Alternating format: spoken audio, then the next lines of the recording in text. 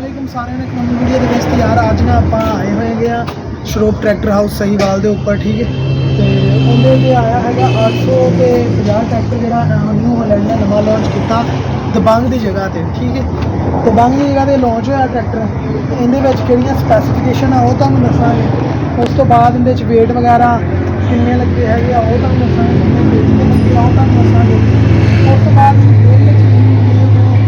Dabangg tractor ਦੇ ਨਾਲ ਇਹਦਾ ਜਿਹੜਾ ਆਪਾਂ ਕਰਾਂਗੇ ਕੰਪੈਰੀਜ਼ਨ ਉਹਦੇ ਨਾਲ ਤੇ ਹੋਰ ਇਹਦੇ 'ਚ ਕਿਹੜੀਆਂ ਖੂਬੀਆਂ ਉਹਦੇ ਬਾਰੇ ਗੱਲ ਕਰਾਂਗੇ। ਤੇ ਚਲੋ ਜੀ ਕਰਦੇ ਹਾਂ ਅੱਜ ਸਟਾਰਟ ਆਪਾਂ ਵੀਡੀਓ। ਪਹਿਲੇ ਨੰਬਰ 'ਤੇ ਆ ਜਾਓ ਜੀ। ਇਹਦੇ ਜਿਹੜੀਆਂ ਆਪਣੇ ਆ ਲੱਗੀਆਂ ਪਲੇਟ ਤਕਰੀਬਨ ਹੈਗੀ ਆ 18 kg ਦੀ ਇੱਕ ਤੇ ਦੋਨਾਂ ਪਾਸੇ 4 ਲੱਗੀਆਂ 8 ਪਲੇਟਾਂ ਲੱਗੀਆਂ 18 kg ਦੀਆਂ ਠੀਕ ਆ। ਉਸ ਤੋਂ ਬਾਅਦ ਅੱਗੇ ਇਹਦੇ ਸਪੈਂਡਲ ਆਉਂਦੇ ਸੀ ਦੂਸਰੀ ਚੇਂਜਿੰਗ ਕੀਤੀ ਗਈ ਆ। ਆਹ ਸਪੈਂਡਲਾਂ ਦੇ ਸ਼ਾਇਦ ਤੁਹਾਨੂੰ ਇਧਰੋਂ ਨਜ਼ਰ ਆਵੇ। ਆਹ ਸਪੈਂਡਲ ਦੇਖੋ ਚੌਰਸ ਕਰਕੇ ਤੇ ਉਹ ਲਗਾਇਆ ਗਿਆ ਸਪੈਂਡਲ ਠੀਕ ਹੈ। ਉਸ ਤੋਂ ਬਾਅਦ ਇਹਦੇ ਪ੍ਰੈਸ਼ਰ ਸਟੀਅਰਿੰਗ 'ਚ ਥੋੜ੍ਹਾ ਬਹੁਤਾ ਮਸਲਾ ਆ ਰਿਹਾ ਸੀ ਉਹ ਠੀਕ ਕੀਤਾ ਗਿਆ ਵਾ। ਉਹਦੇ ਤੋਂ ਬਾਅਦ ਇਹਦੇ ਪਲੇਟਫਾਰਮ ਦੇ ਵਗੈਰਾ ਤੋਂ ਬਾਅਦ 'ਚ ਇਹਦੀ ਕਲਰ ਤੇ ਉਸ ਤੋਂ ਬਾਅਦ ਇਹਦਾ ਕਲਰ ਕੰਬੀਨੇਸ਼ਨ। ਉਸ ਤੋਂ ਬਾਅਦ ਇੱਥੇ ਲਿਖਿਆ ਆਉਂਦਾ ਸੀ ਦਬੰਗ ਉਹਦੀ ਜਗ੍ਹਾ 'ਤੇ ਇਹਨਾਂ ਨੇ 85 HP ਦਾ ਇੱਕ ਕਰਤਾ। ਦੂਸਰਾ ਇਹਦਾ ਨਾਮ ਚੇਂਜ ਕਰਕੇ 850 ਟਰੈਕਟਰ ਰੱਖ ਦਿੱਤਾ। ਉਸ ਤੋਂ ਬਾਅਦ ਇਹਦਾ ਲਿਫਟੋਮੈਟਿਕ ਪੰਪ ਲਗਾ ਦਿੱਤਾ। ਲਿਫਟੋਮੈਟਿਕ ਪੰਪ ਕਿਹੜਾ ਵਾ ਉਹ ਆ ਵਾ ਜੀ। ਸਿਰਫ ਇਹਨੂੰ ਪੰਪ ਦਾ ਰੌਲਾ ਹੁੰਦਾ ਸੀ। ਉਹਦੇ 'ਚ ਇੱਕ ਹੋਰ ਇਹਨਾਂ ਨੇ ਬੜੀ ਚੀਜ਼ ਚੰਗੀ ਕੀਤੀ। ਆਹ ਵਾ ਆਹ ਜਿਹੜੀ ਲੱਗੀ ਆ ਸ਼ਾਇਦ ਤੁਹਾਨੂੰ ਨਜ਼ਰ ਆਵੇ। ਇਹ ਲੱਗੀ ਆ ਇਹਨੂੰ ਉੱਪਰ ਨੂੰ ਘੁਮਾ ਕੇ ਤੇ ਇਹਨੂੰ ਜਮਾ ਜਾਂ ਮਾਈਨਸ ਜਿੱਦਾਂ ਤੁਸੀਂ ਜਲਦੀ ਸੁੱਟਣਾ ਚਾਹੁੰਦੇ ਜਾਂ ਲੇਟ ਸੁੱਟਣਾ ਚਾਹੁੰਦੇ ਉਹਦੇ ਬਾਰੇ ਉਹਦੇ ਜਲਦੀ ਸੁੱਟੇਗਾ ਜਾਂ ਲੇਟ ਸੁੱਟੇਗਾ ਠੀਕ ਆ। ਉਹਦੇ ਉੱਥੋਂ ਸੈਟਿੰਗ ਉਹ ਤੁਸੀਂ ਕਰ ਸਕਦੇ ਜੀ। ਉਸ ਤੋਂ ਬਾਅਦ ਇਹਦੀ ਜਿਹੜੀਆਂ ਟੈਂਕੀਆਂ ਨਾ ਉਹ ਫਰੰਟ 'ਤੇ ਹੁੰਦੀ ਆ ਜਿੱਦਾਂ ਆਪਣੇ 85 ਦੀ ਤੇ ਇੱਥੇ ਹੁੰਦੀ ਆ ਨਾ ਆਹ ਜਗ੍ਹਾ 'ਤੇ ਪਰ ਇਹਦੀ ਹੈਗੀ ਆ ਇਸ ਜਗ੍ਹਾ 'ਤੇ ਠੀਕ ਆ। ਉਸ ਤੋਂ ਬਾਅਦ ਟੱਕਣ ਦਾ ਬੜਾ ਕਮਾਲ ਦਾ ਚੈੱਕ ਕਰੋ ਜੀ। ਲਓ ਜੀ ਇਹ ਆਰਾਮ ਨਾਲ ਖੁੱਲ੍ਹਣ ਵਾਲਾ ਤੇ ਆਰਾਮ ਨਾਲ ਬੰਦ ਹੋਣ ਵਾਲਾ। ਟੱਕਣ ਸਕੂਨ ਨਾਲ ਖੁੱਲ੍ਹੇਗਾ ਸਕੂਨ ਨਾਲ ਬੰਦ ਹੋ ਗਿਆ। ਜਿਹੜਾ ਪਹਿਲੇ ਦਿਨ ਲਗਾਉਣ ਲੱਗਾ ਨਾ ਉਹਨੂੰ ਥੋੜ੍ਹੀ ਮੁਸ਼ਕਿਲ ਹੋਏਗੀ। ਉਸ ਤੋਂ ਬਾਅਦ ਇਹਦਾ ਜਿਹੜਾ ਟਾਪਾ ਨੇ ਇੱਥੋਂ ਅੱਗੋਂ ਖੁੱਲ੍ਹਦਾ ਸਿੱਧਾ ਤਾਂ ਨੂੰ ਖੜਾ ਹੋ ਜਾਂਦਾ। ਆਹ ਚੀਜ਼ ਉਤਾਰਨੀ ਪੈਂਦੀ ਆ ਜਿਹੜਾ ਇਹਨੂੰ ਏਅਰ ਕਲੀਨਰ ਕਹਿ ਲਓ ਜਾਂ ਕੁਛ ਕਹਿ ਲਓ। ਇਹਨੂੰ ਉਤਾਰ ਕੇ ਤਾਂ ਨੂੰ ਉੱਠਦਾ। ਇਹਦੇ ਉਸ ਜਗ੍ਹਾ 'ਤੇ ਜੈਕ ਲੱਗੇ ਹੁੰਦੇ ਆ ਠੀਕ ਆ ਤੇ ਜੈਕ ਲੱਗੇ ਹੁੰਦੇ ਆ। ਇਹਦਾ ਜਿਹੜਾ ਪਲੇਟਫਾਰਮ ਵੀ ਖੁੱਲ੍ਹਾ ਕੀਤਾ ਗਿਆ। ਪਲੇਟਫਾਰਮ ਦੇਖ ਲਓ ਇੱਥੋਂ ਜਗ੍ਹਾ ਤੋਂ ਖੁੱਲ੍ਹਾ ਕੀਤਾ ਗਿਆ।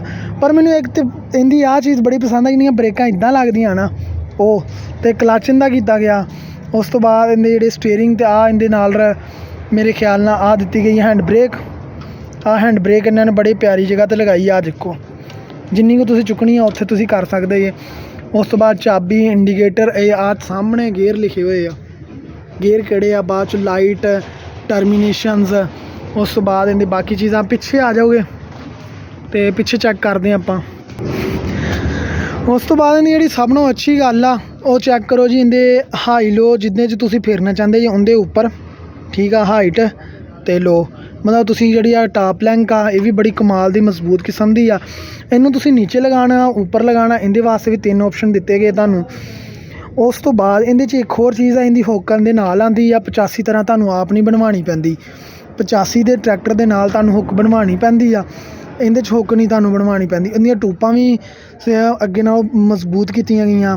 ਉਸ ਤੋਂ ਬਾਅਦ ਆਹ ਜਗ੍ਹਾ 'ਤੇ ਇਹਨਾਂ ਨੇ ਦਿੱਤਾ ਜੀ ਕਪਲਰ ਜਿਹੜਾ ਟਰਾਲੀ ਦਾ ਤੁਸੀਂ ਪਿੱਛੇ ਲਾਈਟਾਂ ਵਗੈਰਾ ਚਲਾਉਣੀਆਂ ਉਹਦੇ ਵਾਸਤੇ ਕਪਲਰ ਦਿੱਤਾ ਵਾ।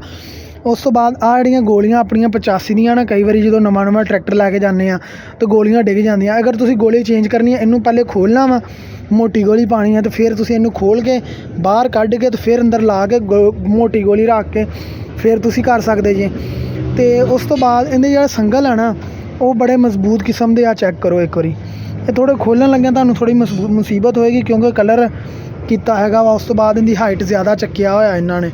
ਇਹ ਥੱਲੇ ਹੁੰਦਾ ਨਾ ਤੁਹਾਨੂੰ ਤਾਂ ਸਹੀ ਪਤਾ ਚੱਲਣਾ ਸੀਗਾ। ਉਸ ਤੋਂ ਬਾਅਦ ਸੀਟ ਕਵਰੇਜ ਹਾਈਟ ਕਿੰਨੀ ਰੱਖਣੀ ਆ ਇੱਥੋਂ ਤੁਸੀਂ ਖੋਲ੍ਹ ਕੇ ਸੀਟ ਦੀ ਹਾਈਟ ਆ ਦੇਖਿਓ। ਹਾਈਟ ਘੱਟ ਵੱਧ ਵੀ ਤੁਸੀਂ ਸਕੂਨ ਨਾਲ ਕਰ ਸਕਦੇ ਜੇ ਠੀਕ ਆ। ਹਾਈਟ ਘੱਟ ਜਾਂ ਵੱਧ 60 kg ਵਾਸਤੇ ਇੰਨੀ ਆ 90 kg ਦੇ ਬੰਦੇ ਵਾਸਤੇ ਇੰਨੀ ਰੱਖਣੀ ਆ। ਉਸ ਤੋਂ ਬਾਅਦ ਜਿਵੇਂ 60 kg ਵਾਲੇ ਬੰਦੇ ਨੂੰ ਇੱਥੇ ਰੱਖਣਾ ਠੀਕ ਆ। 60 kg ਦਾ ਬੰਦਾ ਜੇ 90 ਦਾ ਉੱਥੇ 120 ਵਾਲਾ ਜਿਹੜਾ ਭਾਈ ਆ ਜਿੰਦਾ ਵਜ਼ਨ ਆ ਉਹਨੂੰ ਇੱਥੇ ਰੱਖਣਾ ਠੀਕ ਆ। ਫਿਰ ਤੁਹਾਡਾ ਕੰਮ ਚੱਲੇਗਾ।